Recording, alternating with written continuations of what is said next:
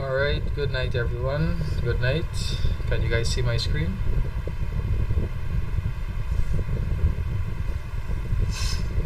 Yes, sir. Was that you, Kayla? Yes, sir. Alright, so what we're going to be starting with tonight is your SBA, your program in SBA.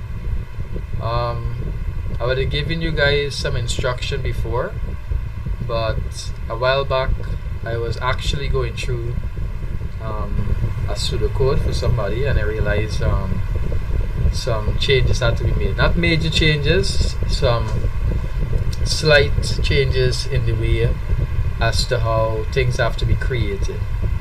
So what I'm going to be doing first is to giving you a guideline as to how to create your IPO chart, as to how to create your pseudocode, and you are going to create that so that you can start working on your program basically. So let's go through the instruction. So this is your SB instruction. We're going to start at task 1, algorithm and pseudocode. So before we get into creating the actual Pascal program, we have to create a pseudocode. So we should know that by now. And before we create a pseudocode also, we have to create an IPO chart to basically document our input, our processing, and our output. So basically, from step number 3, the previous version, let me show you the previous version. The previous version had the algorithm should accept as input applicant name, gross income, pay tax, health surcharge, union dues, and so on. So all of those were your inputs. Now that has been corrected because we actually were not supposed to input pay tax, health surcharge, and union dues. Those were actually supposed to be calculated. So that was updated, and the instruction is to now prompt the user to enter and accept as input the applicant name and gross income. So only 3 item is going to be input. So this here is a rough guide as to how you're going to create your IPO chart. Notice the input column. We're going to have 3 inputs. We're going to have first name, we're going to have last name, and we're going to have gross income. So that corresponds to this here. Now note, this is just a rough guide. You still have to create your variable names. So where I have the instruction here as to what is the input, you have to create your variable name. So that's step number 4. All inputted data must be stored in user-friendly variables. And what do we mean by that? We basically mean that we create variable name that represent exactly what we are storing in that particular variable. So for instance, if we are storing first name, we might create the variable as first underscore name, or applicant underscore first underscore name, whatever you want to create it as. But it should be indicating what is being stored in that particular variable. So your input is only going to be 3 parts, 3 items: the first and last name and the gross income. So once again, this is just a rough guide. You have to create your actual variable names. So it's not a copy and pasting. Now, variables should be initialized. That's for pseudocode, so we're going to come back to that. Now the processing column. So notice here at step number 6, the pay tax, the health surcharge, union dues, total deductions, and net income should be calculated. Why are we calculating these here now? Well, if we look back at our spreadsheet, and if we can actually remember when we were working on our spreadsheets, we actually calculated those using formulas. We calculated health surcharge with a 2% formula. We calculated union due with a 3% formula. And we calculated pay tax with the if function. So all of those we did not enter as input. It was only the applicant name and gross income we entered as input into the spreadsheet. Pay, health, and union were all calculated. We created formulas for them. So now there was the correction. We took it out from the input and we placed it in the processing. So that has to be calculated. Your pay tax, health, union, total, and net has to be calculated. So if we look at the guide for your IPO on the processing, you have to calculate, once again, your pay tax. You have to calculate your health. You have to calculate your union. Then you calculate your total deduction. Then you calculate your net income. Now, once again, this is just a guide. Here you have to create your formula. You have to create your equation and put it in your IPO so that you can know what is your calculation. And if you notice, you simply have to look at your spreadsheet and you will get your equation. Everything is coming from your spreadsheet basically. All your formulas and calculations and so on. So you shouldn't have any issue with creating your formulas or your equations so far for your calculation here. Are we following so far?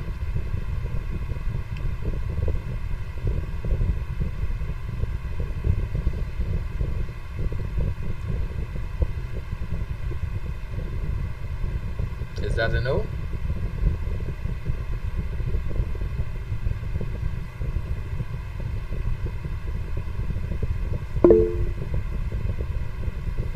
Anybody else following, or just the ranger? Following, sir.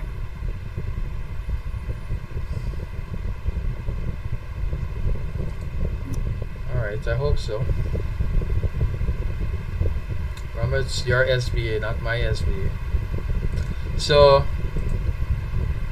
that there so far is your input into your program, and that is your processing so far for step 6. Now step 7, an applicant qualifies if the net income is greater than equal the qualifying salary. So here is a calculation to test to see if the person's net income reaches the requirement, and that person is going to get a particular community. So that's another process. That's this one in yellow here also. If the net income is greater than a qualification, then that person is given a certain housing community. Once again, that calculation, that formula is right inside of your spreadsheet. That formula is right here. So you simply, once again, look at your spreadsheet and you create your formula for your processing here. And then lastly,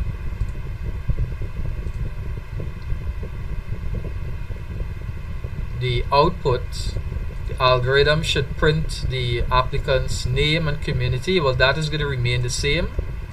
Your output, applicant is going to, the IPO, the program, is going to output first name, last name, and community. And then the last process is going to be step number 9, whereby the algorithm should loop to continue processing additional candidates. So it needs to loop for at least 10 times. You need to loop the program for at least 10 times. So this here is a rough guide as to everything that you need in your IPO. Your input is going to be first name, last name, and gross income. Your output is going to be first name, last name, and community. Remember, you have to create your variable in your IPO chart to store that data. For your processing, you have to calculate pay tax, health surcharge, union due, total deduction, and net income. And remember, you have to put in your formula. You have to put in your equation. And remember also, you have to put a variable to store the result. Remember, we looked at that when we were creating pseudocode. You say variable name equal to whatever is the equation on the right hand side, and whatever is calculated on the right hand is stored in the variable on the left hand side. So remember, that's the method you have to create it as. Then you check to see if the person's salary meets the qualification. You give them the community, so you output the community, you output the name of the person again, and then you loop the program for 10 times. Are you guys clear on this IPO chart?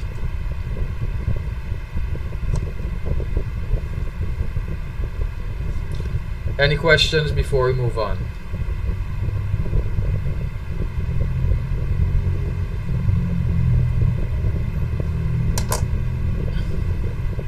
No, sir. Alright. So that's your IPO chart there. Now let's look at your pseudocode. I'm going to also give you a rough guide as to creating your pseudocode.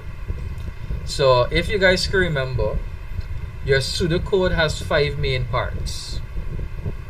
Can you guys tell me the 5 main parts?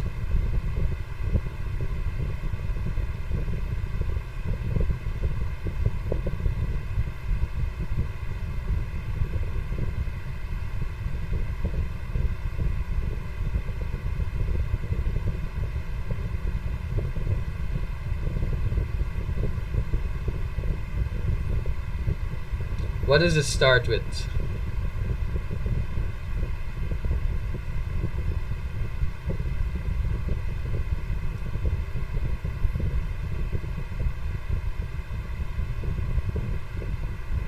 Title. Very good. Your pseudocode starts with a title, so that's the first part. What is the second part? What comes after your title?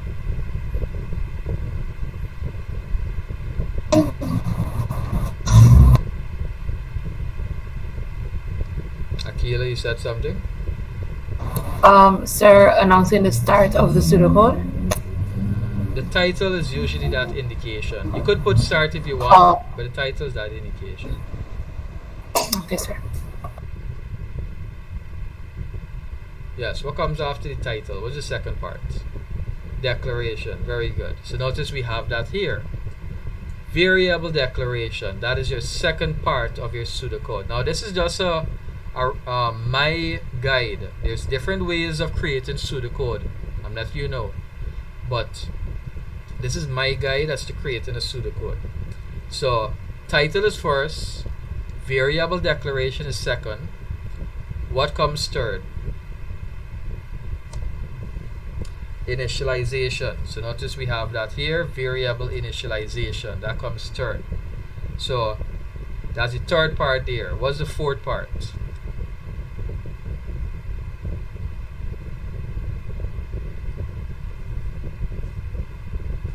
The body. And what is inside of the body?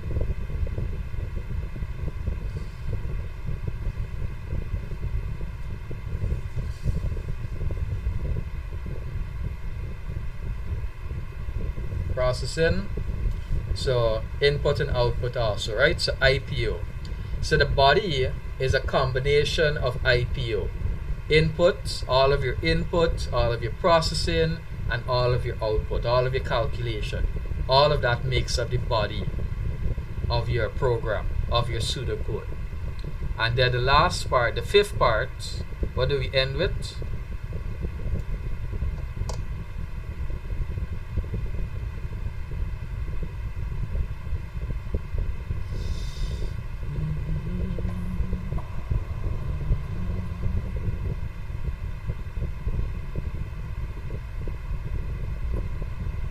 Sir, the phrase end? Right, the phrase end or the word end. So those are the 5 main parts your pseudocode must have.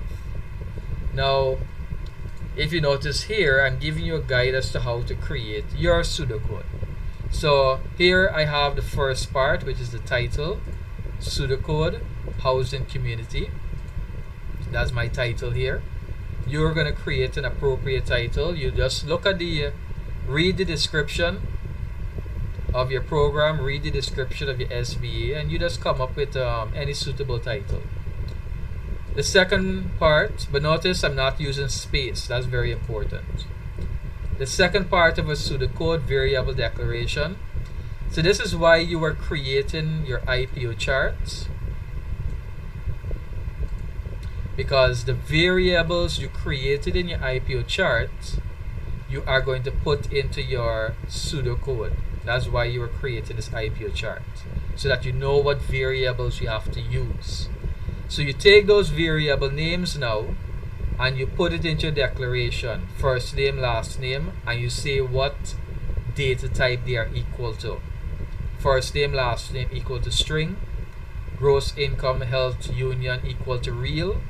Why real? Because maybe I might want them to hold a decimal number, so they're equal to real. And you say whatever variable is equal to what data type. Now after that, your third part is variable initialization. So you take your variables that you would have declared and you say what value they should start off with. So in this case, notice I took gross income, health and union and pay, and I say they're starting off with a 0. Now we're going to come back to this here in a few.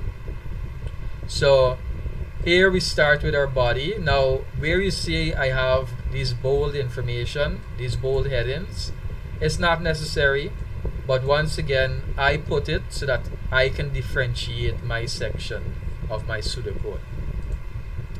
Now in the body, this is an example of your inputs that you might have. So notice in the body, I'm starting off with input because I need to put data into the program. I need to put data into the pseudocode. So step 1, if you notice, I'm numbering my steps. These are very important to do.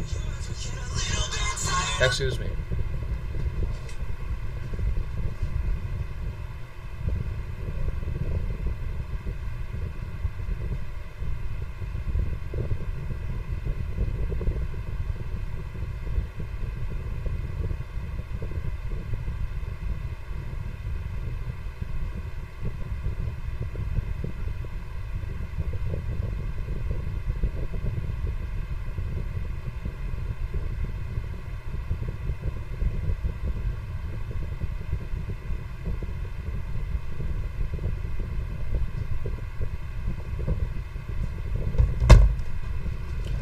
Yeah, sorry about that.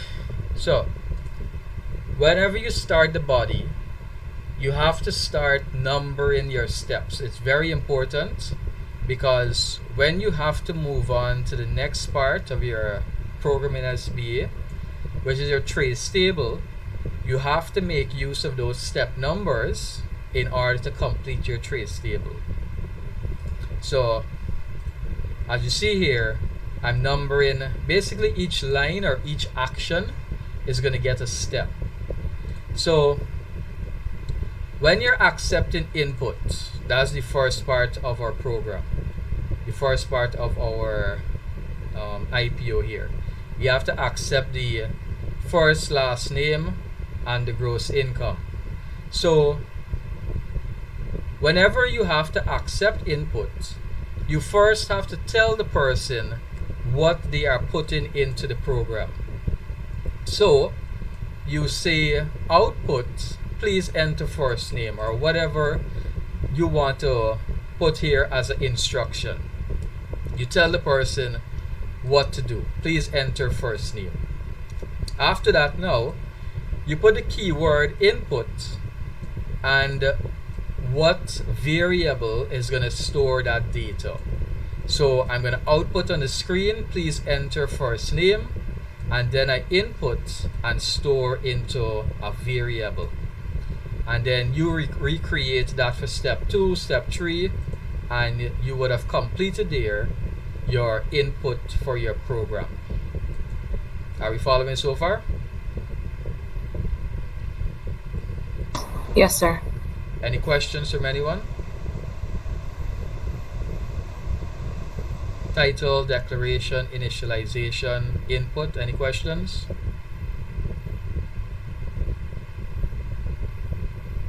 Alright, so good. So you created your input following this pattern here. Now if you notice, we took 2 lines and we're calling that step 1. Why is that?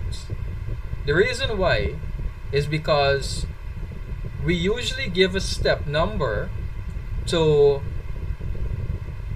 one action, basically one action that is being carried out. But what is happening here is that these 2 actions are working together. That's why we're numbering it as one step. They're working together. You could separate it if you want, that's no problem. If you want to name this step 1, you want to put this as step 2, that's no problem. But I'm combining it together because they are working together.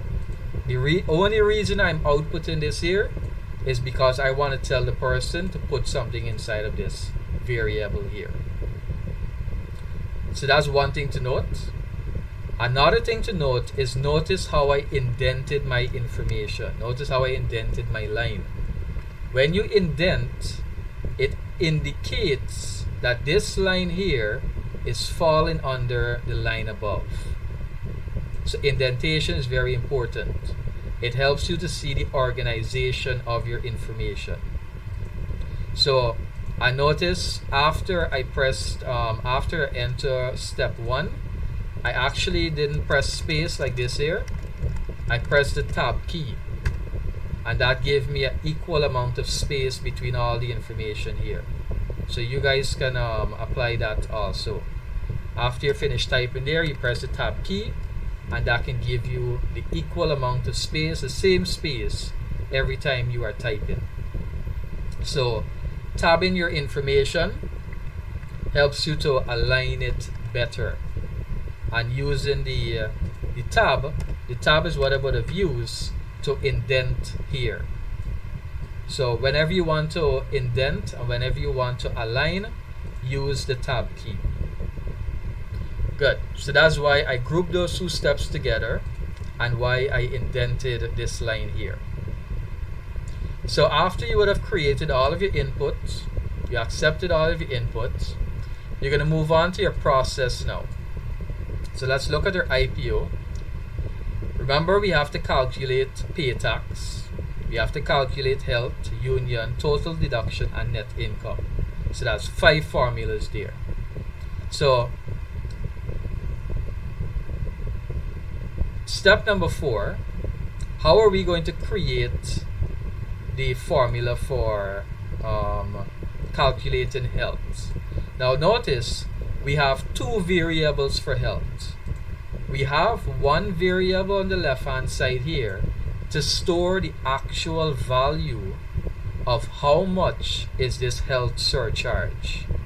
And then on the right hand side here, we have a variable that is storing the percentage value.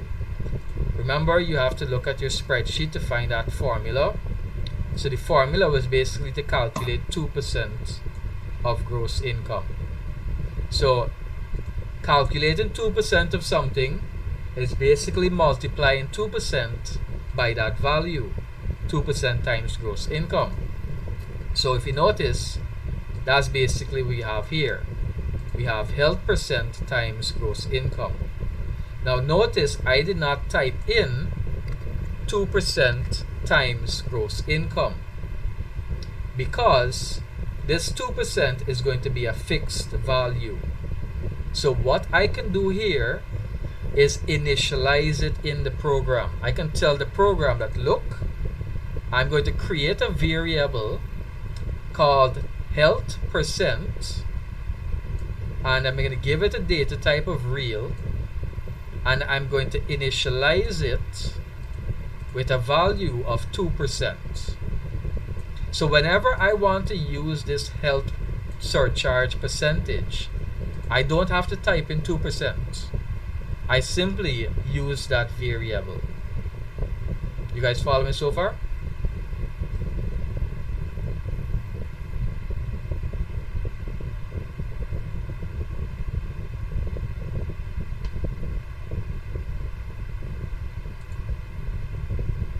Yes, sir. Yes, sir. Now, if you notice what happened here, I did not type in 2% with the percentage sign. I did not type in that. I did not type in 2 equal health percent equal 2%. Now in your IPO, you can type in this here, 2%. You can use that in your IPO chart. You can use it in your pseudocode also here, but I would recommend not doing it. Why?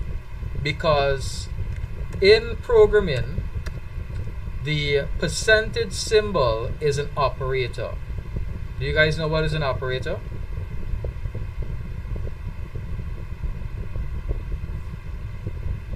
That's a maths term.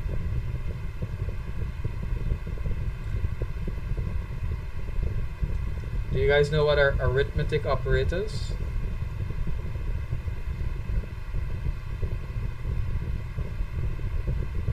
Yes, sir.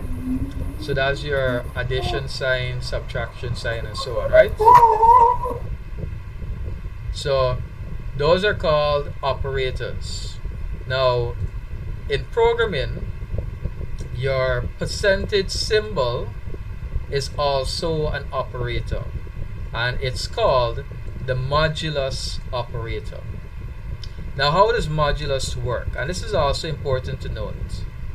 How does modulus work? Anybody know what modulus is?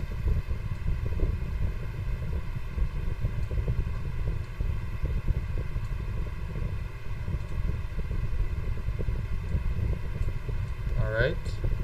Well, modulus is similar to division. So if you notice on the right hand side here, I have 8 and then the operator, the division operator, 5. So that's 8 divided by 5. And my answer is going to be 1.6. So if you divide 8 by 5, your answer is going to be 1.6. Now, if you do 8 modulus 5 in terms of programming, let me see if 8 modulus 5, no, that didn't work here. So in programming, if you do 8 modulus 5, it's like division. You're going to get 1.6 if you divide, but instead of getting how many times 5 can go into 8, we are recording what is the remainder. So in this case, the remainder is 6, but technically that's supposed to have been 3. So that's supposed to have been 1.3. Technically, 3 remainder. So 5 can go into 8 one time, the 3 remainder. So if we do 8 modulus 5, the answer is going to be 3, because 3 is the remainder. And if we do 8 divided by 5, well, the calculator is giving me 1.6. So the answer there is 1.6. So once again, modulus is basically like division, but all we're focusing on in modulus is how much is the remainder. So that's why we cannot type in the percentage sign as percentage, because it's going to be recognized as modulus. Are you guys clear on that?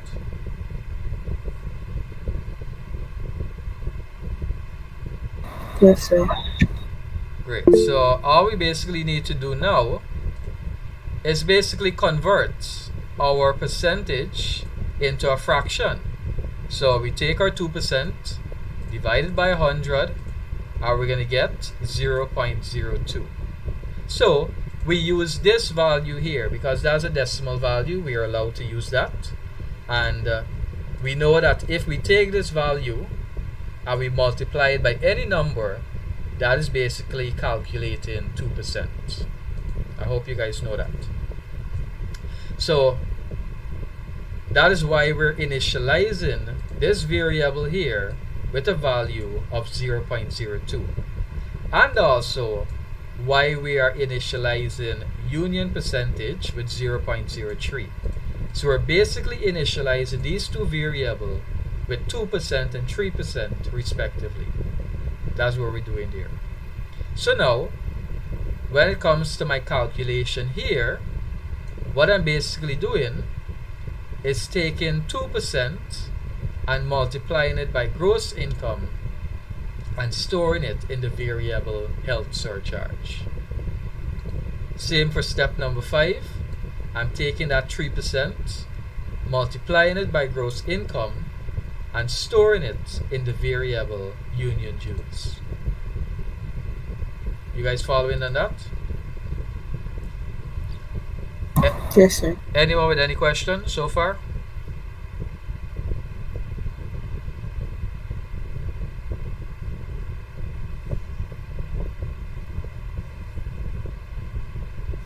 Alright. So that's how you calculate those two there. Now your pay tax. Once again, your pay tax formula is right here. If gross income is less than 65,000, calculate 0% tax. If it is less than 100,000, calculate 5% tax. Otherwise, else, calculate 10%. So once again, this is a rough guide as to how that will be carried out.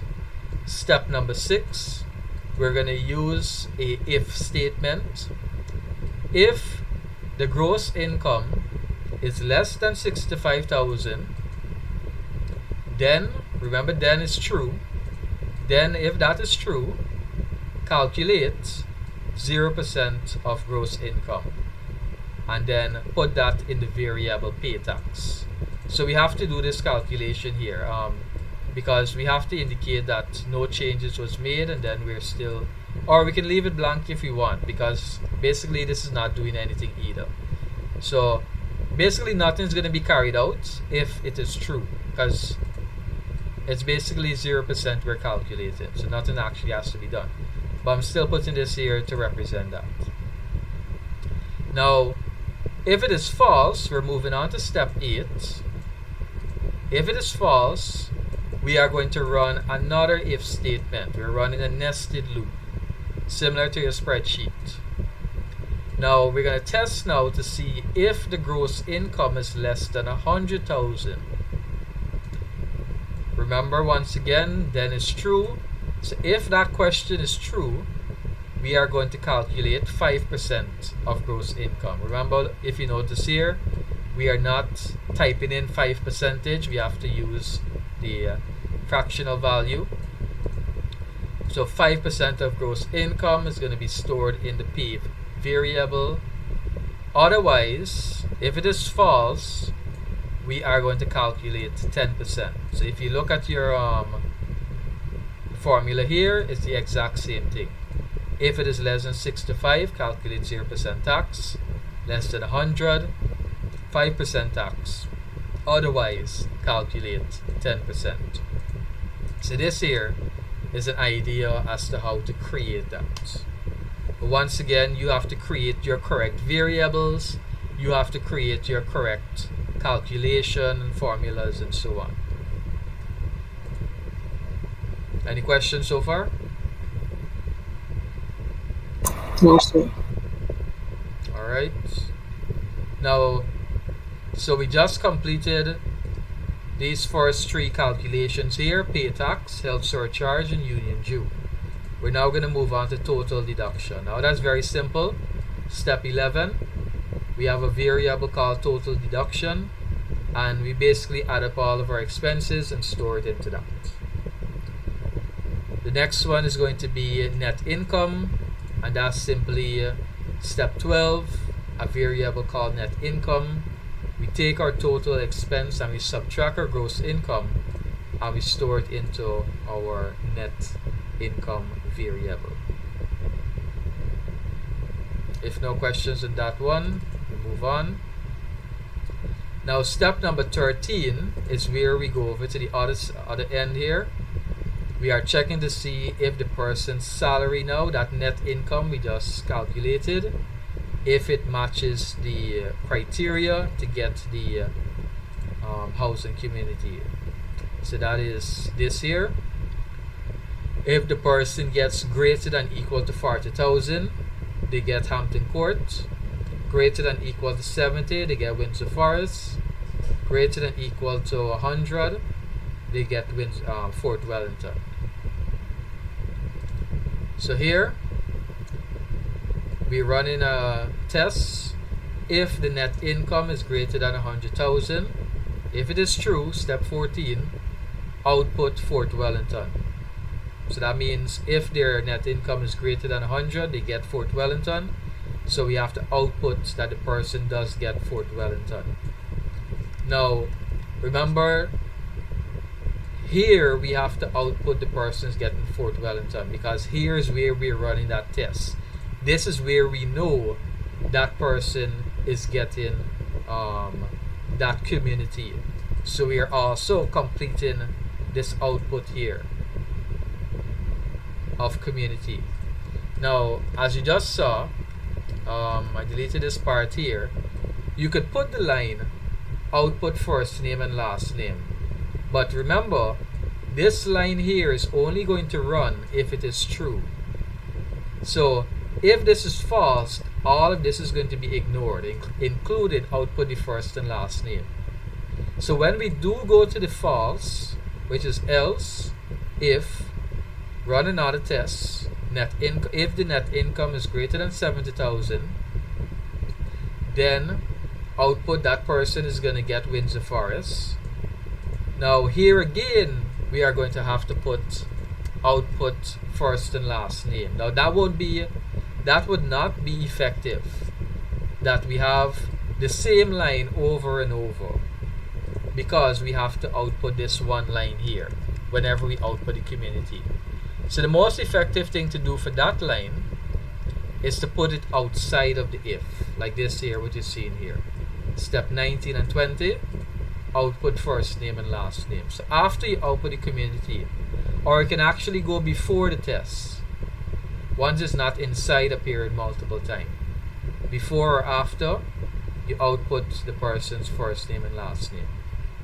So that's why it's outside and not inside here, because we try to minimize how much lines we have. So once again, if the net income is greater than 100,000, if it is true, output Fort Wellington.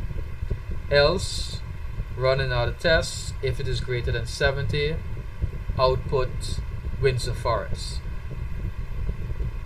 Else, if it is false again, we have to run another test, because remember, our instruction is if it is greater than equal to 40,000. So we have to test if this person's salary is greater than 40,000.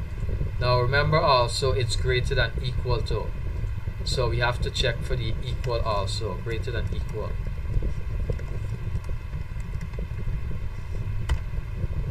So here now, if it's greater than equal to 40, we're going to output that person is getting Hampton Court.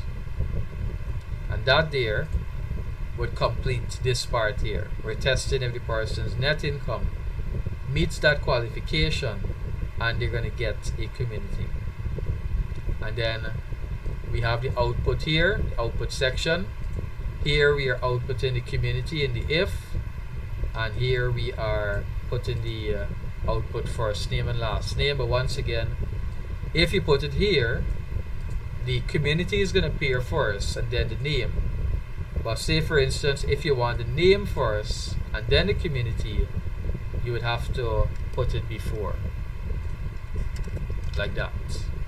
So the name is going to come out first, and as you run the tests, you see the community, whichever one you want to work with. Any questions so far?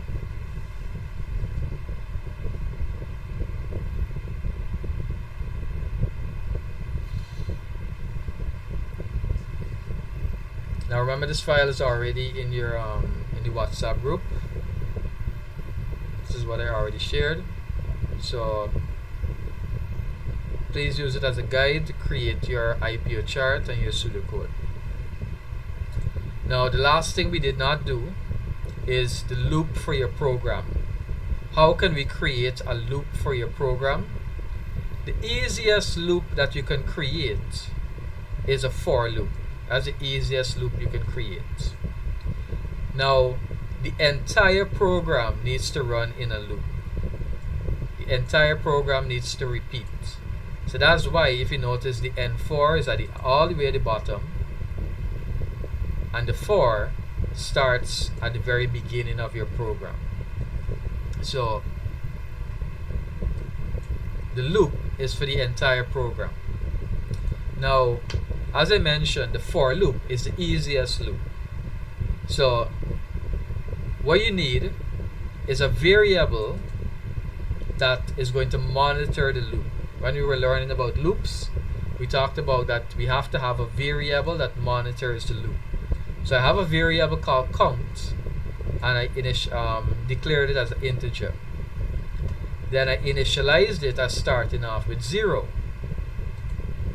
Now, for the actual statement, it's going to look something like this here. For the variable count, automatically increment from 1 to 10 every time the loop runs. So for the variable count, automatically increment from 1 to 10, do. And then everything here is going to run one time, then it's going to stop here and go back to the top. Increment the variable to 2 and then run again, and it repeats like that until it reaches 10. So remember, this loop here automatically increments. So this is basically all you have to do in order to loop this program here. Are we clear on that? Following so far?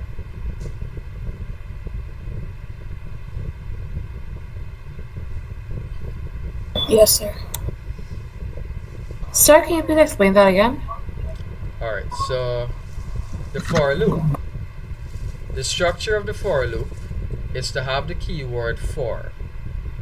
Then all loops, whether it's the while loop, whether it's the repeat loop, the for loop, must have a variable to monitor how many times the loop was running for. So that is why I created a variable called count, because that's what it's literally doing. It's counting how many times the loop was going through. So that's why we usually name the variable count. So the for loop automatically increments the variable by itself. The repeat and the while, in order for you to increment, you have to create a equation like this here. Count equal count plus 1. This is how we increment in a while and a repeat loop. We would have to do this here. Tell the system to keep adding 1 to that variable. But the for loop does this here automatically, so we don't need to add that. So we simply say for the variable count, loop from 1 to 10. And the word do, this is always there. I don't know why they put that as the syntax, but this is just part of the syntax. So for keyword, the variable count, loop from 1 to 10. So this here is indicating the start of the loop, and N4 is indicating the end of the loop. So it goes from the top there to the bottom until this variable reaches 10, and then it stops the program. That's the simplest form of a loop. Did that help? Yes, sir. Thank you. Alright. Now, as I mentioned, that's the simplest way you can create a loop. That's the simplest way you can loop the program for 10 times. Now, if you want, whereby you can ask the person how many times would you like to run the program for, and the person is going to enter how many times the loop should run for, that there is also an option. So I will show you how you can do that. So this here is an example as to how to do that. This here is the repeat loop.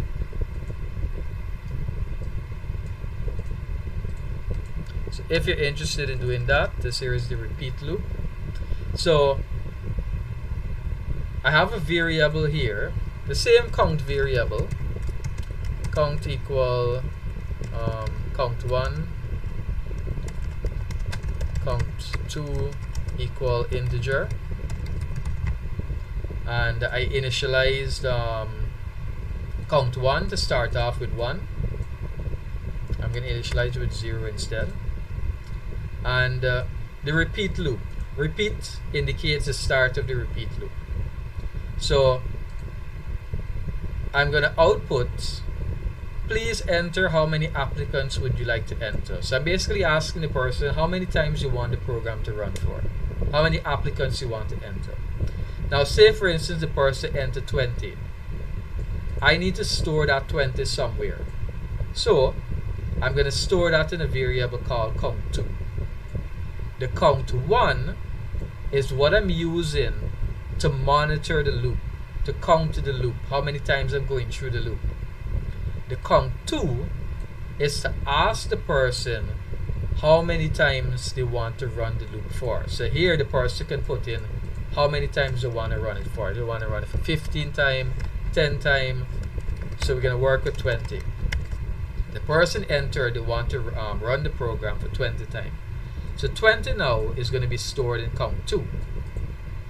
Now as you go through the program, step number 2, as I mentioned, the repeat loop, you have to use an equation like this here to increment the variable count1 to indicate the loop was run for 1 time. So every time you go through the loop, it's going to add 1, indicating it was run for another time. So say for instance, remember this has a 0 inside of it. That's basically 0 plus 1. Then when the program runs again, it's going to be 1 plus 1. It run again, it can be 2 plus 1. It's going to run again, it can be 3 plus 1. And it keep incrementing like that until we set was the end. So what is the end going to be? We say until count1 equals count2.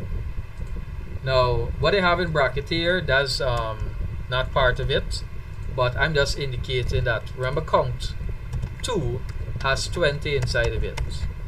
So we're basically saying repeat until count1 equals whatever I entered in count2. So in this case, until count1 equals count2. Repeat until count1 equals count2. Now remember, this here is going to keep incrementing. It's going to go 1, it's going to go 2, 3, 4, 5, 6, 7, 8, and eventually it's going to reach 20. And when it does reach 20, it's going to come out of the loop. So this here is an example as to if you would like to make a loop whereby the person can enter how many times they want the program to run for. This is an example of that, of doing that with the repeat loop. Were you guys clear on that, or you want me to repeat?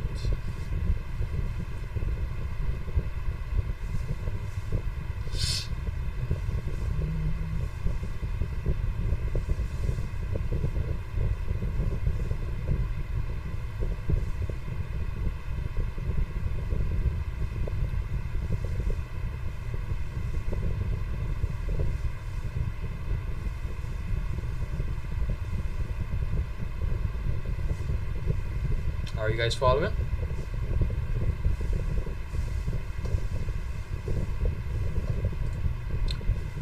Alright. If you want to go down that path, you can always reach out to me and I can help you. And but once again, if you want to go the easy route and using the for loop, nothing is wrong also. Anyone you can use. Yeah, so that's basically it for the guide for your IPO chart and for your pseudocode. So once again, this is what your IPO chart is going to look like. Remember, you have to create your variables.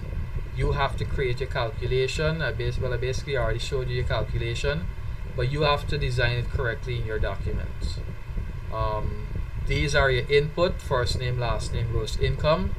These are all your calculation: pay tax, health, union, total, net, the community, and the loop.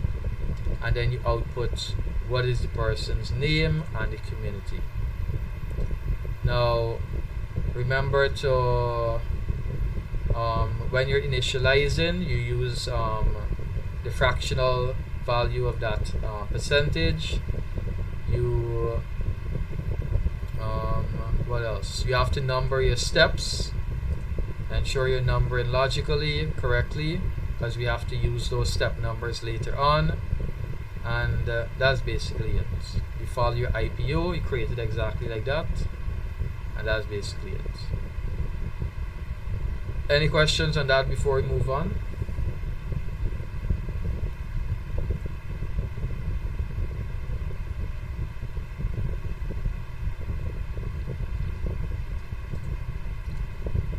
Any questions on the IPO or the pseudocode before we move on to programming? We're going to start programming tonight.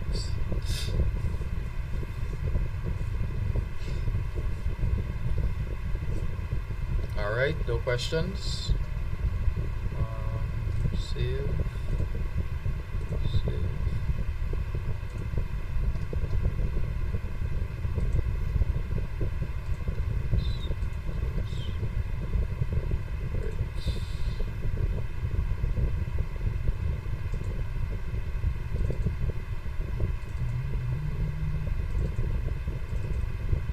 So please note also we're skipping a few chapters so that we can jump ahead to programming,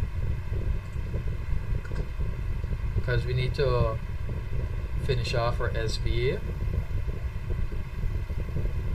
Now before we actually get into, so we're looking at chapter 10.2, writing a program.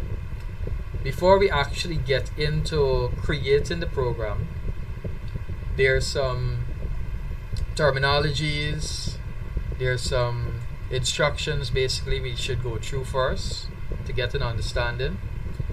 Now, so although different programming languages have slightly different code and data type, for the most part, writing the code becomes easy with practice. Now, the 2020 syllabus has not specified a recommended programming language, but it is best to choose a language that is not too complicated to learn. So basically, we can use any programming language that we want to write this program. But the reason why we choose Pascal is because it's a simple language to teach, a simple language to learn. Once the programming language has been selected, you can start writing the program. Once you have designed your algorithm and test it on paper, so this is the current stage we're at, designing that pseudocode, and the next step of testing, that's our trace table. You need to use a text editor to type the program. Now, most programs provide an editor that can be used to type your programming code, and most programming languages have different syntax and semantics. So these are the keywords that I need you to take note of. The first word is syntax. I'm pretty sure you're hearing this a lot. Syntax basically refers to the precise way in which a statement in a program must be written in order for it to be understood. Syntax refers to the meaning, that's semantic. Syntax refers to the precise way that statements must be written in order for them to be understood. It's similar to what you would do when you're writing, when you are writing a sentence in English, when you're writing a paragraph. When you're writing a sentence in English, a paragraph or a statement in English, you must follow rules when it comes to that. You must follow grammatical rules. You must follow the subject and verb agreement.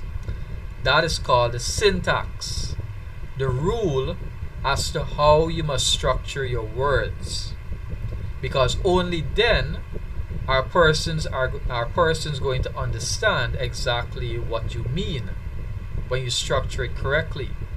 Now, similarly, the program has to be structured according to a particular way, and only in that particular way will the software that we're typing the program into be able to understand what we are typing.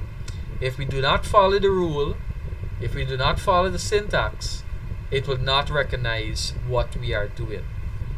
So syntax is basically a set of rules for combining the various elements that make up the programming language. So it's just the rule of structuring our statements that we're going to be writing.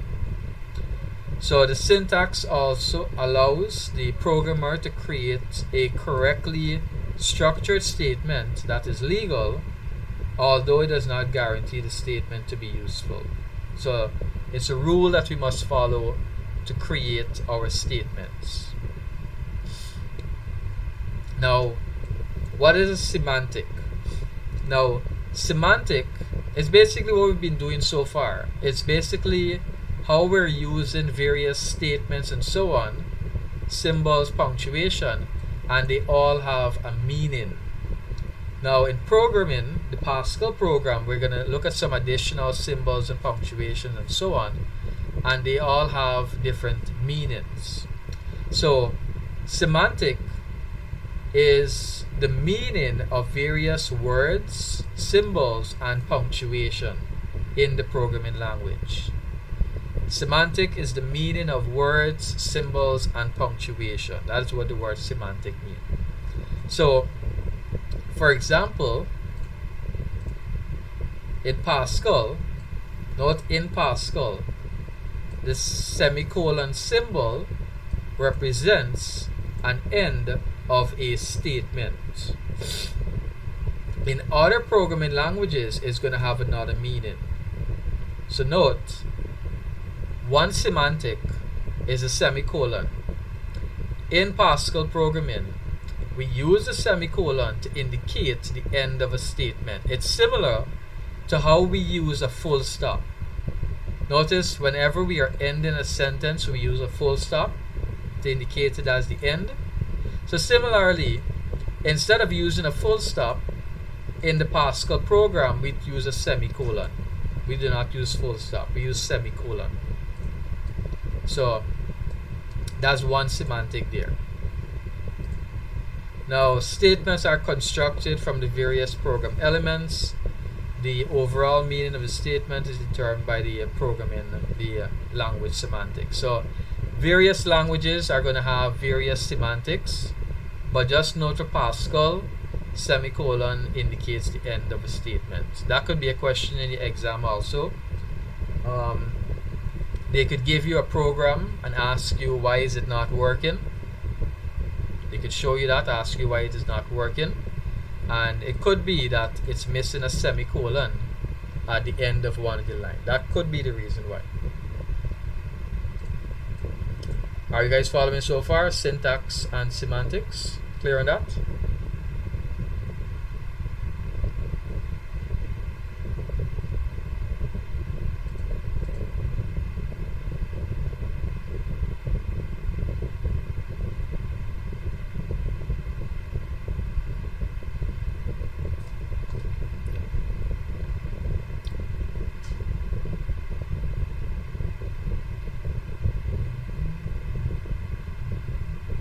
Are you guys following? Yes, sir.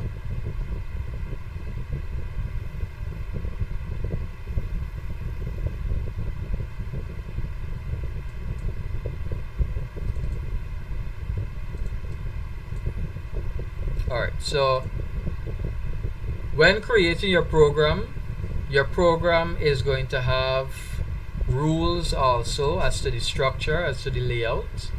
Just like how I said your pseudocode, it should have 5 general parts. This is the structure here of your program. These are the parts that they're going to have. Now, the very first part Statements to establish the start of the program could include program header, comments to state the name of the author, a date the program was written. So basically, you need something to indicate the start of the program. So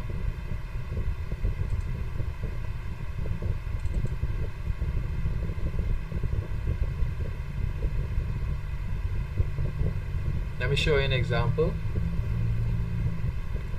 So when you open Easy Pascal, you're going to be seeing a green area and a blue area. The blue area is where you are going to be typing. The green area is where you're going to see the output. So if I select compile and I select run, notice I'm seeing the output at the top here. Enter a number. 30. So notice I have output here. So we're looking at this first part here. Statement to establish the start of the program. What is this indicating the start of the program? Well, let me see. I had a file. Give me a second. Oh, Pascal program structure. Okay. So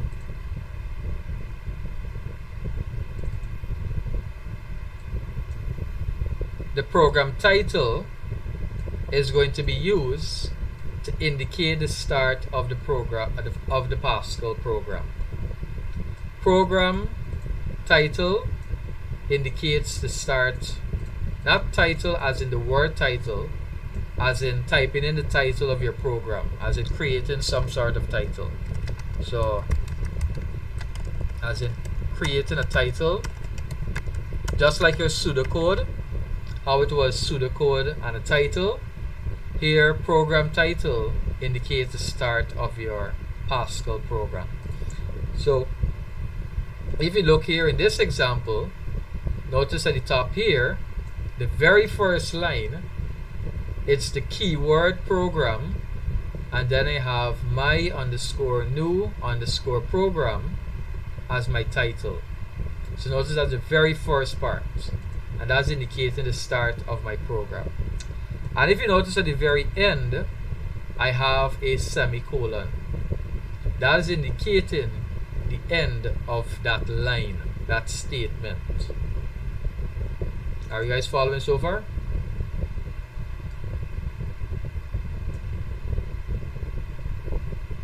Yes, sir.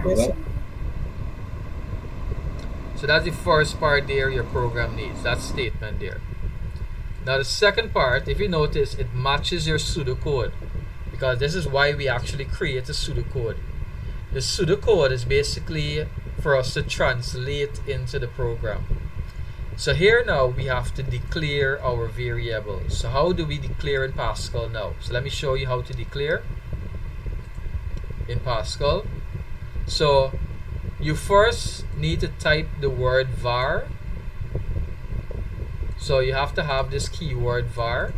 Now if you notice, this is also something to take note of. That if you notice, I have some instructions here in curly brackets. These are called comments.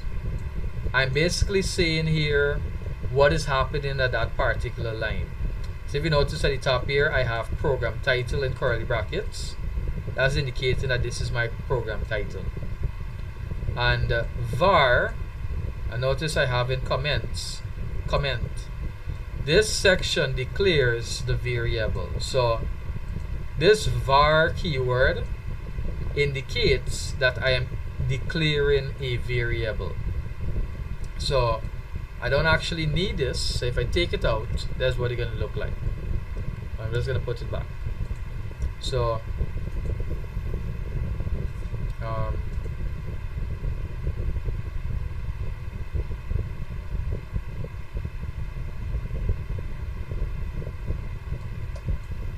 so if you were to start typing here, there's going to be program title semicolon, and then the keyword var. So these are the first two parts so far. Title to indicate start, and then the keyword var to indicate our declaration. So after this now, you can put in your declaration. You can type in the name of your variable. So I'm going to say, what should I name it? First name, colon, string, semicolon. This is how you declare a variable. So if you notice, we're not using an equal sign, we're using a colon. So variable declaration, that's your second step. So this is 1, this is 2,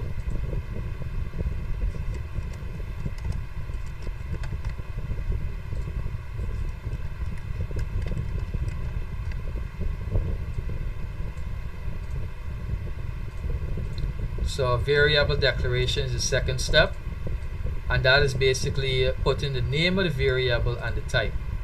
So you have to put the keyword var. Var indicates the variable declaration, and this is the structure: variable name, colon, and the variable type with a semicolon at the end. That there is the structure. So title and then variable declaration. That's the first two part there. The third part is where we're going to have our body. Now in the pseudocode, we would have had initialization, but in the program, the initialization goes into the body. So in this program area, in this body, you're going to have your initialization, you're going to have all of your inputs, you're going to have all of your calculation, everything that is going to be under input, processing, and output is now going to run next. So, and then it's going to come at the end here. So that's the structure of your Pascal program: title, declaration. Now, before you get into this statement area here, that's step number 3, you're going to have to use this keyword begin.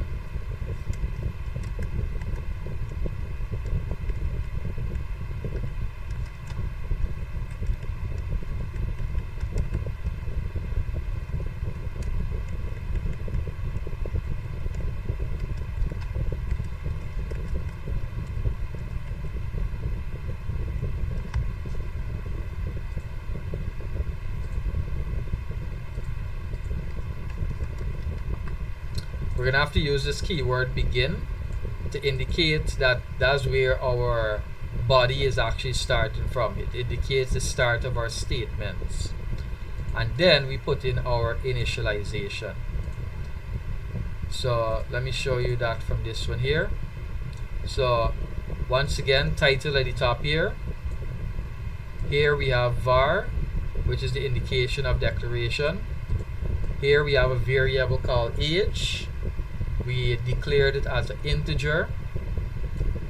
And notice I have the keyword begin. Begin indicates the start of the program, or the start of my statements. So notice here I initialized the variable. I said age colon equal to 0. That's how you initialize. Now let me indent, because indentation is very important.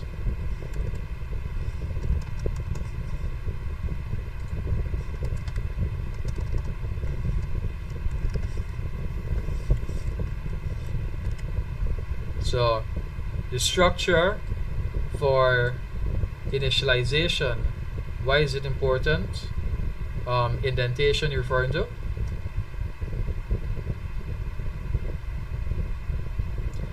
It's important for presentation and for organization. So remember, you're not the only person that is going to be reading your program or your pseudocode. So we indent for 2 reasons. One, to show that this line here is falling under the line above. That's one reason. And we also do it to organize our information, basically, to organize the flow of all of the lines of code. So that's why we indent.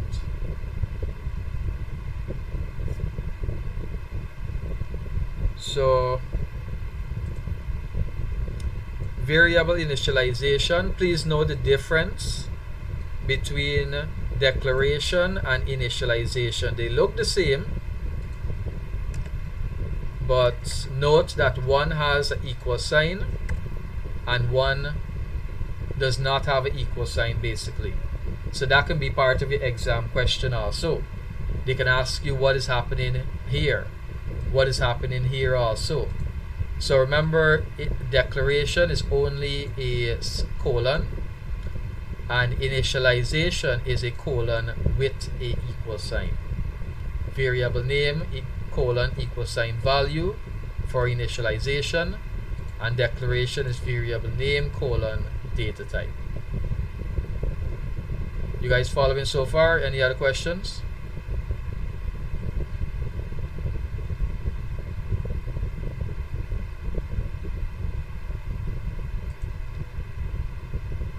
So once again, here this is a title. This is the example of the title. Notice it's ending with a semicolon.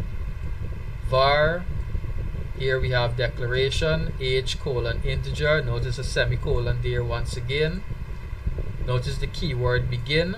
Notice these don't have semicolon. Var and begin, they don't need semicolon because they're indicating the starting of a section. That's their purpose. They're not a statement. They're indicating the start of a section, basically. So here once again, this is initialization. Age colon equal to 0, semicolon. Alright, so let me come out of this one here and let's go through the example that we have here.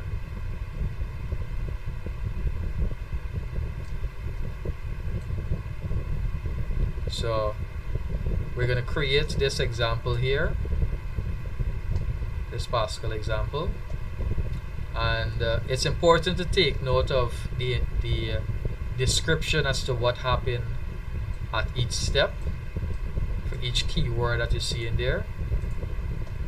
So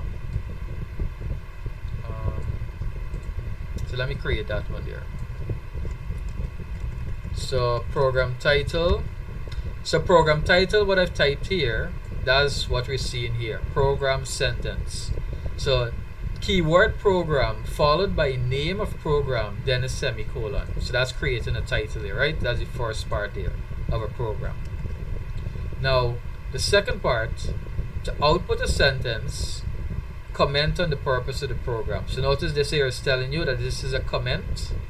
In curly brackets you have comments.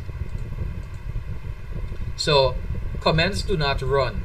Please note, even though I put this in the comment here, it does not appear on the screen. It only appears when you're looking at this program code. Now next we have the word begin. That's going to indicate the starting of our statements. So notice that's right here. Keyword to indicate statements will follow below. Now we're going to use the statement or the keyword write line to output hello to everyone. So I'm going to type write. Now note it's not case sensitive. I can type with a lowercase w. So write line, open bracket, quotation mark, hello to everyone, close quotation mark, close bracket, semicolon, and then the keyword end with a full stop to indicate the end of the program. So all of that. Now whenever you're running, you must select compile, because what compile does, it takes these instructions here and converts it into the program, converts it into binary basically for the program to run. So you compile, and notice at the bottom here it says compile successful, it means everything is okay. What compile also does, it checks the program to see if any issues with the code. So if it says it's successful, it means we can now run it. So when we run it, notice at the top here we have hello to everyone. So we have our output here. So once again, program indicates the start of our program. We must have a title, semicolon. Begin indicates the start of statements. Write ln is a, notice this is note is not an I, it's not a capital I. If we type capital I had an issue one time with somebody type in capital I for everything. It's an L. And when you hit compile, notice you get an error because it's not an I, it's an L. So write line, and then we have hello to everyone. So this is a output. This is Pascal's output keyword, write line. Now, when it comes to the semantics, remember we were learning about semantics. Semantics is the rule as to how we have to create our statements. So the rule is that we must enter a semicolon. The semicolon indicates the end of the line. Now look what happens when we delete a semicolon and we compile. We get an error. Now, when you are creating your program, you're going to run into a lot of errors. And how do you know where has an error? It highlights a word or a certain part of your program, and that highlighted part, you either look at that highlighted part or you look at the line before that has some words, that has some statements. So, and if you look at the bottom here, so this is telling you where the error is located. Now if you look at the bottom, it is telling you what is the error. So if you notice, it's saying semicolon expected. So it's literally telling you that it is expecting a semicolon. So you look at where it's highlighted and you look at the line before, so that this line here, and you enter a semicolon. You compile again and notice it's now successful. So that there is the the syntax. The rule is that you must always end with a semicolon.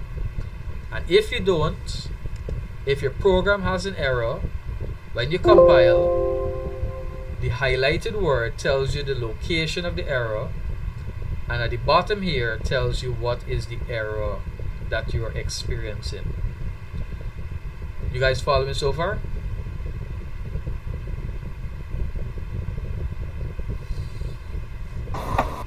Yes, sir. Any questions so far?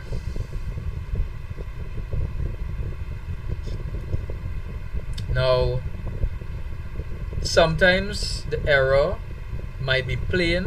It tells you exactly what is the error. For example, semicolon is expected, and sometimes it might not know what is the error. So you have to go and figure out what's the issue. But it will always tell you where is the error. So you look for that highlighted part. Alright, so let me go through it again. I deleted that. Now let me delete program. I'm going to delete the word program. Compile. Now notice it tells you exactly here, program expected. Notice it highlighted title, because before title it's expecting the word program. Let me compile again. Let me delete title and see what's going to happen. Identifier expected. So basically it's expecting a title. So if you didn't see, it highlighted a semicolon. So before the semicolon, it's indicating it's expecting a title. Compile. Let me delete begin. All these errors here, you will experience it. Hopefully you won't see it in the exam, but just note how you have to fix it. It basically tells you exactly what you need to do. So I just deleted begin, compile. Notice definition part or begin expected. So I do not have the word begin, so that's why it's giving me an error there. Compile, successful. Now, what about the brackets? Remember, each statement has what is called a syntax, the rule, the structure as to how to create it. So now, what is going to happen if I delete a bracket? I delete one bracket there. I compile. Notice it says bracket expected. So it's telling me that I need to put a bracket here. What if I delete both brackets? Compile. Notice it's telling me semicolon expected. So that's actually incorrect. So here, it thinks that a semicolon is expected. So you have to know what is the syntax. What is the structure of creating your statement? So for the right statement, the right line statement, the structure is to put the keyword right line. You open a bracket, you put a single quotation mark, and you put whatever you want inside there. Then you close that quotation mark, you close the bracket, and you put a semicolon. That is the syntax, and you have to remember that. Because if you notice, as I just showed you, if you delete both brackets and you compile, it doesn't tell you the correct issue with what you're experiencing there. So even though the program does tell you what is the error, you still have to know what is the syntax. So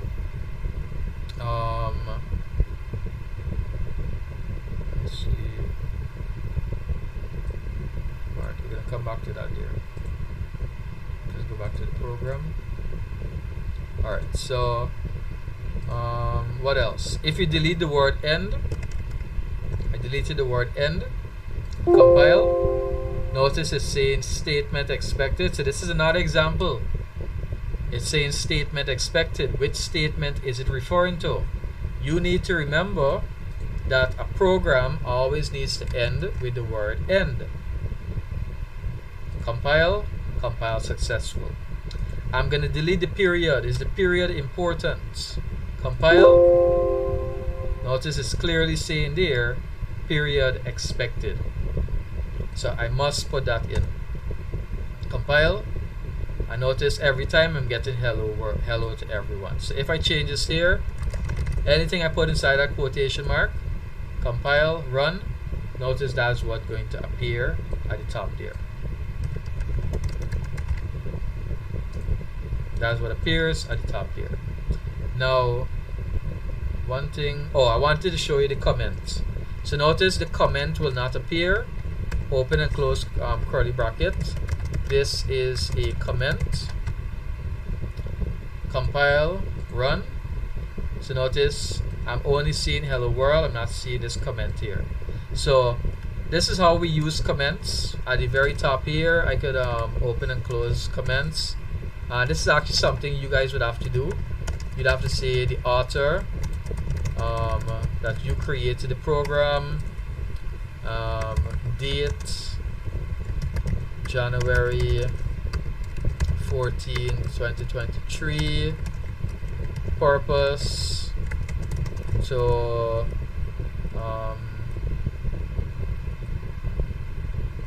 what? To calculate. We just say to calculate for now. And compile. Let me see. Oh, you're gonna run? Yeah. So notice, even though I entered all of this here, all these comments, it still doesn't appear on the output there. So we learned quite a few things when it comes to today's class. I showed you guys your IPO chart. I showed you guys your pseudocode. We learned what is semantics. We learned what is syntax. We learned the structure of your Pascal program. You must have a title. You must have the keyword begin. You must have the keyword end. We learn how to use comments. In the next class, we're going to get more into declaration, initialization, creating more in-depth programs, and so on. Any questions before we close off?